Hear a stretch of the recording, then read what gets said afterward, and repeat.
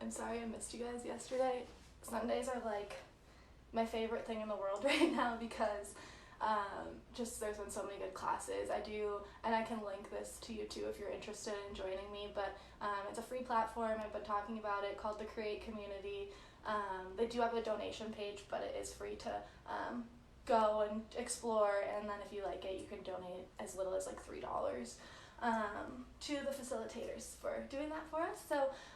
So Blue, and this is all Colorado time, she comes on at about 12:10, which is 11:11 in Colorado, and she does these really, really cool like little soul sessions for about an hour. She does like a little meditation and a prayer, some journal prompts and stuff. So I do that at like 12:15, and then right after there's an astrology lesson at, I think it's 1:30 Colorado time, and she kind of goes over just what's happening astrologically right now versus what's happening just kind of in your own chart. So she does half of it explaining what's going on right now, and then she picks a couple people from or Maddie, sorry. Where was I going? Astrology. Oh, so she'll pick two people from the group. It's on a Zoom call, and usually there's about 25 or 30 people on there, and she'll read your chart for you.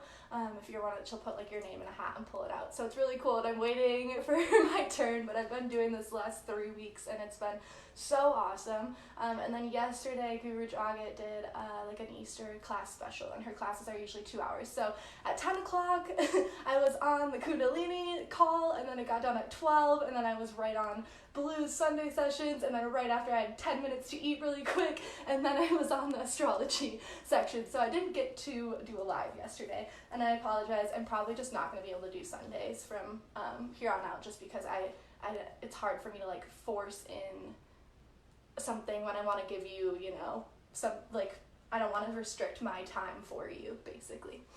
But today I wanted to talk about intuitive eating, and this has just come up. Yay, Jamie! This is gonna be a good one. So this came up for me just like talking to friends and stuff, especially with Easter yesterday, just women in general, and I'm sure men feel the same way, but I just hear it from women so much more. It's just constantly, I'm getting fat, I don't fit in my jeans anymore, look at my thighs, look at my butt. Like, you're a freaking woman. You're gonna gain weight as you get older and grow, and your body's preparing to, have a baby. So I just wanted to go into, let's stop self-hating.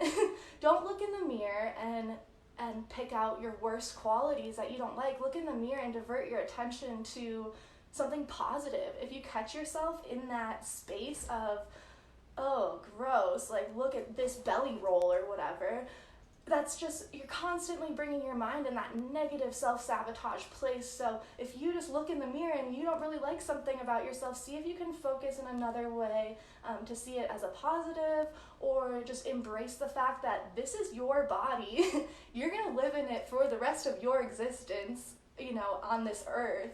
And if you hate it, then you're going through your life hating yourself every single day. And it's not like you can dramatically change anything about you. Obviously you can go get plastic surgery, but if your nose is too big, it's too big for your face. Whatever, you're a human being. This is your body. You're living in it. You should love it and, take care of it like it's a temple. For me personally, I definitely have dealt with eating disorders in my life. I wasn't eating for a really long time. I wouldn't let myself eat until 3 o'clock in the afternoon, and I would only allow myself to eat from 3 o'clock to 8 o'clock, and I would start with a bag of carrots, and then I would maybe have an apple, and then maybe some soup. And my hair was falling out, my skin looked horrible, my nails wouldn't grow, I felt so low in energy, and I tricked myself into thinking that this was healthy and that this is what I should do because I wanted my body to look a certain way, and in reality it was so detrimental, and my stomach still has issues. I was throwing up for a while, so I would just massively eat, and that's why I wanted to touch on binge eating as well.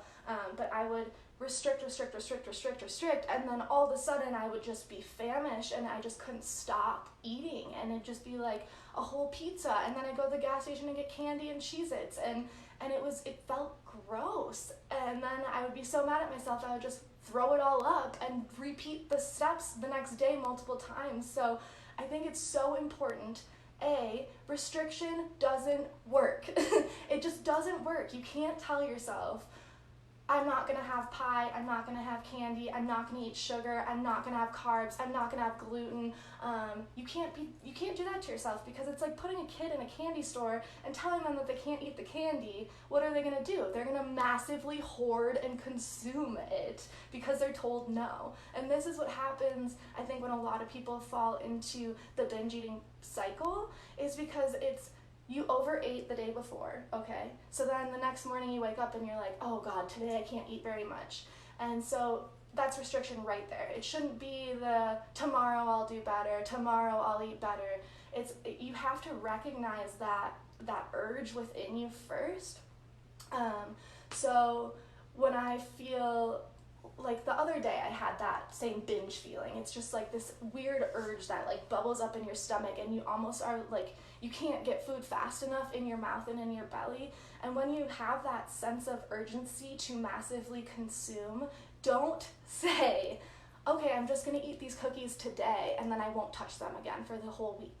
Because then you're gonna eat 10 cookies because you're not gonna allow yourself to have cookies the rest of the week. And so you're gonna overindulge. Same with ice cream. It's like, oh, I have a pint of ice cream in the fridge. I feel so bad. I ate half of it last night, and then I'm not gonna touch it for a while. It's like, well, the reason you ate the whole thing or half of the thing is because you're not gonna let yourself have it later. So it's this weird psychological pattern we get into with restriction and dieting and what is good and what is bad. And the reason I'm bringing this up is because I did the 3-day bone broth cleanse, and I haven't done a cleanse in years because I know it triggers me and my eating disorder brain. So after 3 days, the 4th day I ate really well. I had just like fruits and veggies and tried to eat really healthy and kind of ease myself back into the food. Oh, thank you, Keegan. So then the 4th day, my boyfriend Matt came home and he brought salt and vinegar chips and chip dip, which is like, that's all I ate in high school. So I was so excited about it. It was the first thing I ate on day 5, chips and chip dip. And I felt so guilty about it. I had just cleansed my body for 3 days, eating just bone broth, and then the first thing I reintroduced is freaking salt and vinegar chips, or dill pickle chips, one of the two. But I recognized and I pulled back, and I was like, you know what? Having a couple chips this morning for breakfast is not going to kill me. It's not going to hurt me. It's not going to make me gain 10 pounds. And it just kind of brought up a lot of that restrictive tendencies and kind of not allowing oneself to eat a certain thing or do a certain thing. So especially with Easter yesterday, and I'm sure everyone had big meals and maybe overindulged a little bit, but it's okay. You can eat the cake and you can eat the cookies. It's all about moderation and balance. It's if you feel like you're craving a piece of chocolate, have a fucking piece of chocolate. Like, it's not that big of a deal. And through this process with myself, I don't binge anymore. Like, obviously some days I'm just gonna sit and max out on food because I can, but it helped so much. I would open my fridge, and this is where you start. Open your fridge when you're gonna have breakfast or lunch or dinner and say, what am I hungry for? What is my body craving right now? And if it's the tacos or the leftover slice of pizza, have it. And then maybe later have a salad. Or, you shouldn't ever do I want tacos, but I should have this. Because you're gonna eat you're shooting all over yourself, first of all, which is not good, and I will touch later this week, but you're saying, I should eat the salad, I should not have the tacos. You're gonna eat the salad, and then you're gonna end up eating the tacos anyway. This is why, just pay attention, come to your intuition, ask yourself the question, what am I hungry for? Am I actually hungry right now? Am I thirsty? Recognize these things coming up in your body, these urges and tendencies to almost hoard and overindulge, and and just kind of breathe through it, set it aside, say, I understand I'm really hungry right now, I really want this, but I'm gonna like very much take my time, cook the meal, put some intuition, like, you know, bless it a little bit, and then eat it. And this also goes into, can you tell I'm very passionate about this topic? This also goes into eating food. And what I've found, and this can be, you can believe this or not, but when you're eating something and you're putting that in your mouth and digesting it and putting it in your stomach, which is more important for the body and its balance and equilibrium than the brain is, you're putting that negative energy into your body. And what do you think your body is going to do with that? It's going to put it in weird places and do things with it that aren't good for you. So if you're looking at food and you're thanking it for nourishing you, keeping you alive, no matter what it is, I just like to put my hands around my bowl, around my tea, next to my plate. And I know this is maybe a little woo-woo, but I always say, like, thank you for providing me this food that's going to keep me alive and nourished. And it just changes everything around the eating process, eating habits, and what you're putting in your body. You know, food is thy medicine, so use it as such, but also don't restrict yourself from having indulgences and enjoying life. Have the wine, have the cheese, have the bread, enjoy the charcuterie board. Just enjoy your life and be present and kind of very, like, what's the word?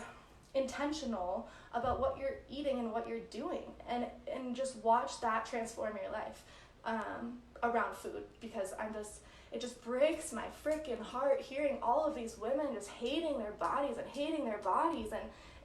and I'm just like, this is there's nothing by saying I'm fat, I hate my body, you're not solving anything, you're only making it worse. If you want to be healthier and you want to feel better in your body, you need to take the action to do that. Restriction is not it. Maybe going on a walk and then making your own smoothie. Like, cook your own food and see what happens around food in that kind of aspect. Bake a cake, you know, so I know I'm repeating myself a lot, but I just really want anyone who's watching or anyone this kind of touches to look in the mirror today, and instead of saying something negative, go in a positive route. When you're eating food today, don't think the shoulds and should nots and I can't and everything like that. Just enjoy your freaking food. It's a blessing we have food to eat. So there's my rant about eating, especially around the holidays, and how to not let that affect what's going on, you know? And obviously you can feel guilty and it's totally normal emotion, but sit with it. Sit with that feeling of guilt. See how it feels. Move through it. Pass, let it go. Move on, you know? You can't just be holding guilt around food not only in your belly, but just in your whole being, because it's just not good. So, yeah.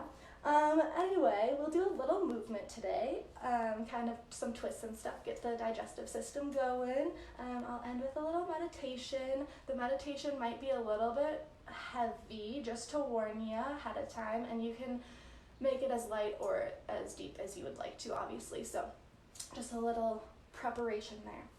Also wanted to show you, I have been doing literally hours and hours and hours of artwork every day, so I have to show you.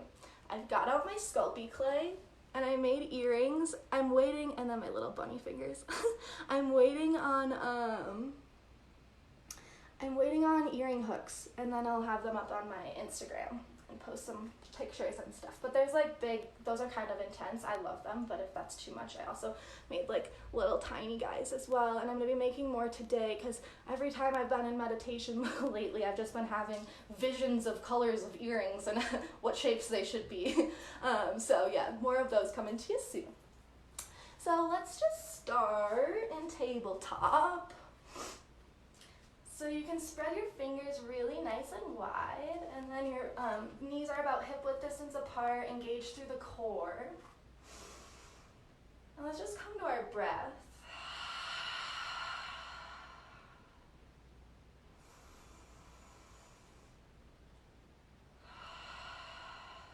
Close your eyes, maybe relax through the face. Just feel really strong and sturdy through the fingertips, through the knees, through the tops of the feet. Plugging into the mat or the ground, wherever you are.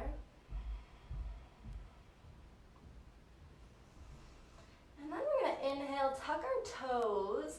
And I've explained this every time, but I'm going to do it again because getting into downward dog, it can be improper sometimes. So spread your fingertips really nice and wide. Press through the pads of the fingertips, protecting your wrists. Tuck the toes, engage the core, and you're just shifting your hips back, your knees up. So you're almost bending your knees, pressing your belly against the thighs. Really press through the hands, stretch through the back. And just pause here for a minute. Feel the length from the fingertips through the tailbone.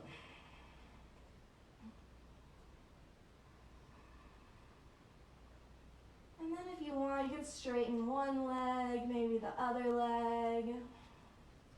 And I just want you to stay in downward dog. You're more than welcome to stay in tabletop too if your wrists hurt or if you're just not feeling awake enough yet. But just be really intuitive with it. Maybe lift your legs up, open through the hips. You can kind of maybe look around. And just feel that through the front of the right hip and the back of the left leg. And then the other leg, just lift it up, rolling it around, really stretch around.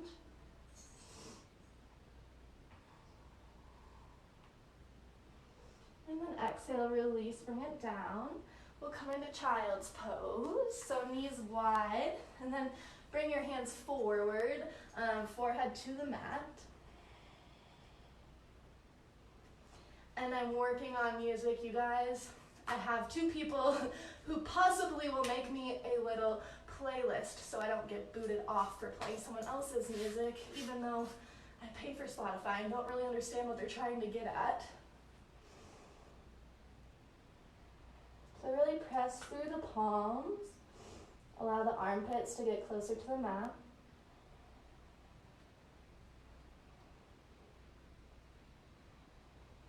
And then on an inhale, we're going to come all the way forward. So I had a request 2 days ago to do some cobras. So that's what we're going to do. I love it, Jamie. Don't shit all over yourself. I will touch on that later. All right, so we're going to go down to our bellies. Legs out, top of the feet pressing into the mat. And just take it really nice and easy at first. Your hands are going to come right behind your shoulders. Elbows squeezing towards each other. Really press the feet through into the mat. Engage the core. And then just lift up a little bit. Don't use your hands too much. Engage the belly. Just feel that lower back kind of engaging. Again, elbows are pulling towards each other. And exhale down. Inhale back up. So we're just gonna kind of rock back and forth here. So exhale down, tap the forehead. Inhale back up. Maybe every time you come up, come a little bit higher. Hi, Rob. Exhale, come down, place the forehead on the mat. Inhale back up. Exhale down. And in your own practice at home, you can do this for quite a while. You can even incorporate some. So on the inhale, coming up, back into child's pose. Inhale forward, coming back down into cobra. So stuff like that you can kind of do to work through the low back. So we'll just take one more of those. Inhale, coming to a little child's pose briefly. Exhale when you're back here. Then inhale, come up, really press the feet through the mat, coming down into cobra. And then inhale, come back up. We'll sit on our knees. Or you can say easy pose, whatever is best for you. We're just gonna get some little head rolls in here. So just close your eyes and you can drop your right ear to your right shoulder. We'll just take some rolls forward. And then inhale back up. Exhale down. Inhale back up. And we'll switch directions. Really focus on deepening your breath here, linking breath to movement.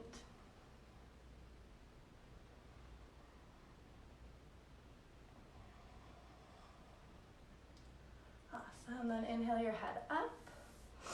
And the reason I like doing just a tiny bit of movement before the meditation is I think it kind of helps bring you right back here, kind of brings you down, lowers the breath, quiets the brain, and then it's a lot easier to sit in a meditation for a little bit. So you can come in easy pose, you can be on your back, you can be on your knees, and you can have one hand on the heart, one hand on the belly. You can have your hands in your lap or your hands on your knees. Just kind of ask yourself what feels best for a hand position today. And then while you're seated, really keep that nice deep breath coming. You're inhaling that prana or life force right into the belly, letting it expand through the lungs.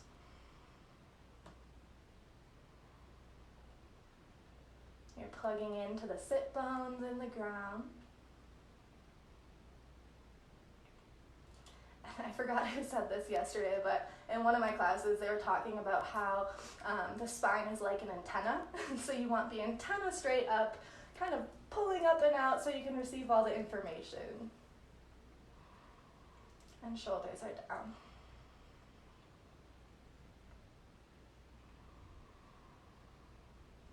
And then just start to bring your awareness to your body. Notice if anywhere is a little stiff or tight. And try and use your exhale to breathe in that area. Ask yourself how you're feeling this morning.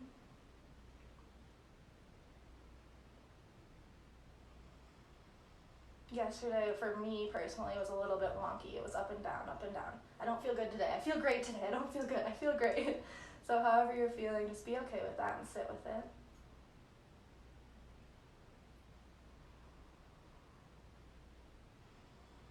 And then I want you to really focus on something or someone that has either bothered you yesterday or today, or just bothered you in general for a really long time. Someone you don't really care to put energy into or be around. Someone that may have hurt you really deeply.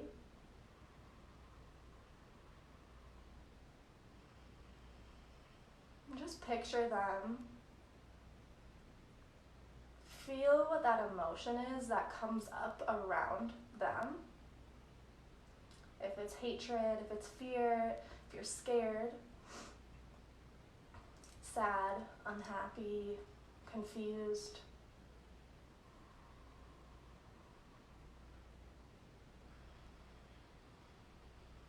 See if you can get that feeling right in your heart space.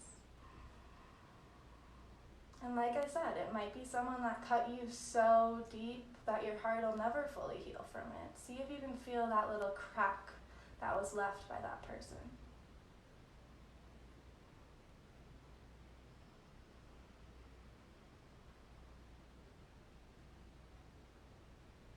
Think about their actions.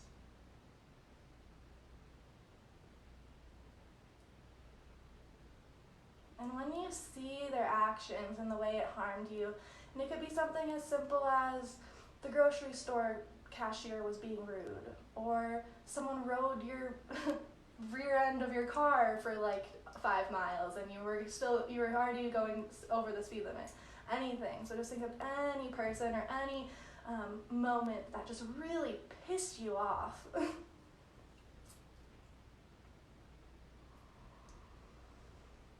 And now think about what their action was to you. And see if there's even the slightest chance that you can see why, or what was the catalyst to that action for that person. Not everyone can have a good day, obviously. We all make stupid mistakes and piss people off and say hurtful words. Maybe think about where you were coming from in a place. That one time that you said something you shouldn't have that really hurt a friend or a loved one.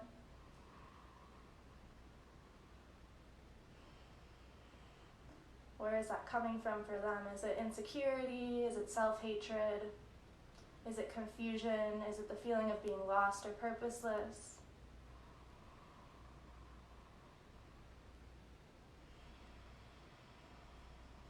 See if you can grasp a little bit more of the feeling of the pain that they caused you. Maybe anger.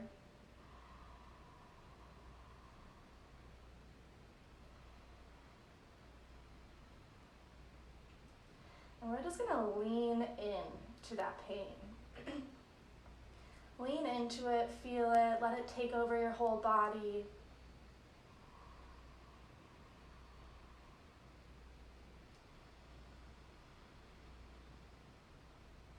Maybe you still don't understand why they took the action they did take, but just feel even that causing more pain because you just don't understand why someone could have done that to you.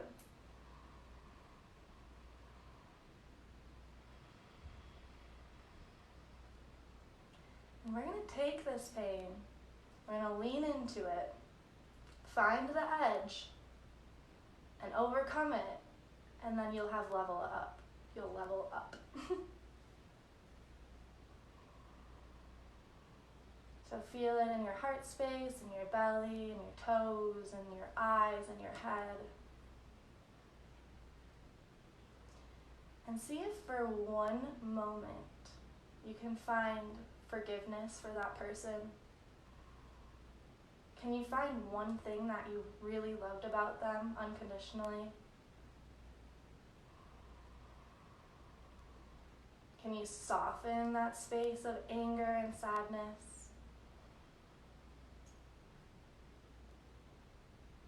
Can you understand that we're just all human beings and we all make mistakes and we all hurt people?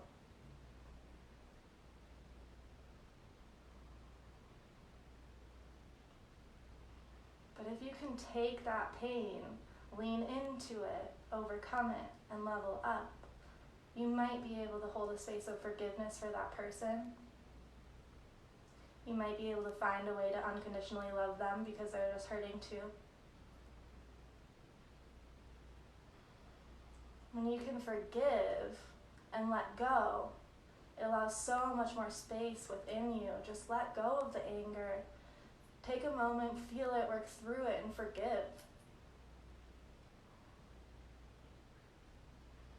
Unconditional love is the only way.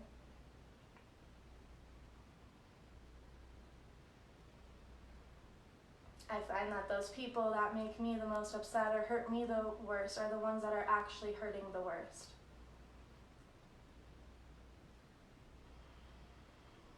Think about all the traumas you've been through and how it's affected your life.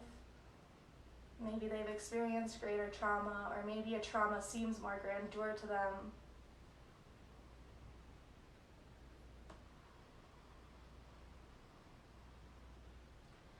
Let that space of forgiveness and unconditional love fill up that heart space, seal up the heart crack.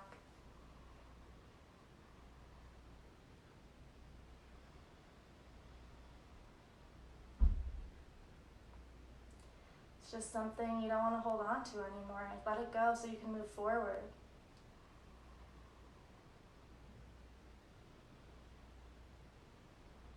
You never know what another human being is going through. You never know why they're having a bad day, why they're saying the things that they're saying. So show compassion and love for that fear and scary place that they're in.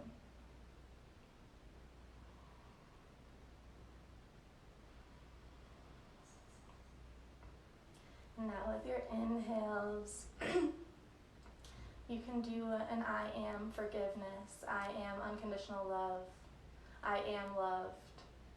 With your inhales and exhales, say it in your head, or you can quietly chant it out loud.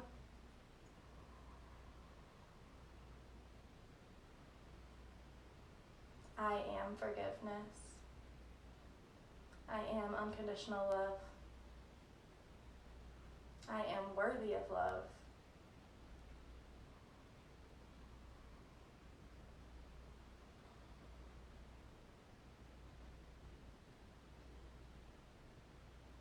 Really soften through the face. Keep breathing, big inhales and exhales.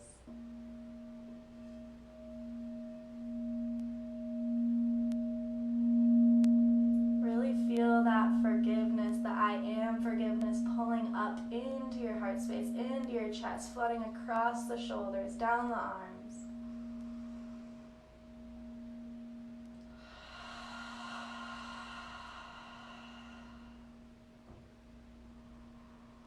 And just know that in times of hurt or pain or anger or fear, you can come back to your breath. You can sit and breathe and feel it and work through it and move past it. Your breath is what will help you keep you steady and grounded. Helps keep you rational. If you're really angry in the moment, just stop, breathe, think. Why did that person say that? What are they going through? Why are they upset? What's causing them anger? What's causing them pain?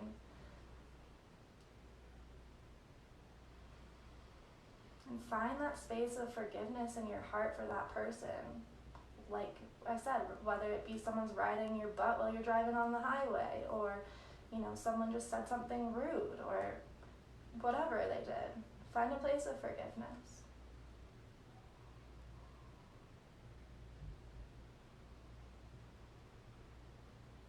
Now I'll take a big inhale in the mouth together, making a little O shape. So hold it at the top.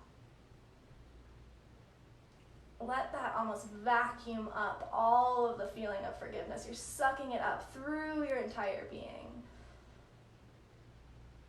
And then big exhale.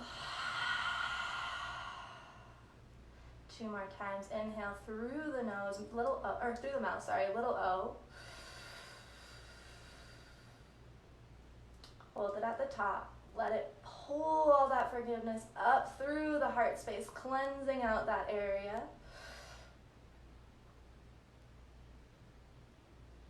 Big exhale. Big inhale through the mouth. Hold it at the top.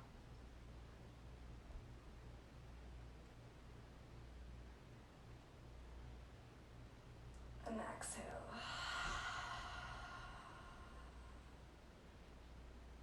You can return to normal breath. Just take a couple breaths.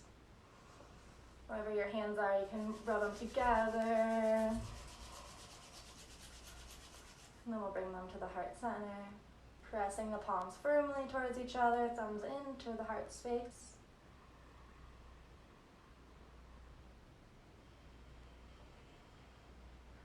Feel your heart beating into your thumbs. And you're welcome to stay here as long as you'd like. But if you're ready, you can peek your eyes open. Notice how you're feeling.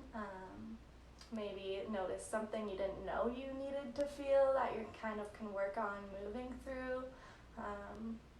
Yeah, so that was my rant for today. I hope the meditation helped you. Let me just make sure I hit every point I wanted to today. Yeah. Tomorrow will be another little talk in the beginning, a little bit of movement, another meditation. I think what I'm going to be doing is taking Friday, Sunday off of doing these, so I'll do them 5 days a week, just because I feel like something always comes up on Friday morning and something always comes up on Sunday morning. But again, if you want to join me in Sunday sessions, they're glorious. So I'd love that. Just let me know. I can send you the link. It's a Zoom call, like I said, with about 30 people on it. Usually everyone can see each other's faces, but it's not like you don't have to kind of thing, but it's just been really fun. But love you guys. Thank you so much for tuning in again. I will be here tomorrow morning at 10 o'clock. with some more information for you. Hope you have a really beautiful day, and maybe go dance and play a little extra today, or journal some if you're feeling like you need to get something out and put it on paper. I always find writing things down is kind of my favorite way to be able to put it down where it's going to be safe and be remembered, but I can also just let it go out of my head after that. Yeah, but very grateful for all of you. Thank you. This is my favorite part of the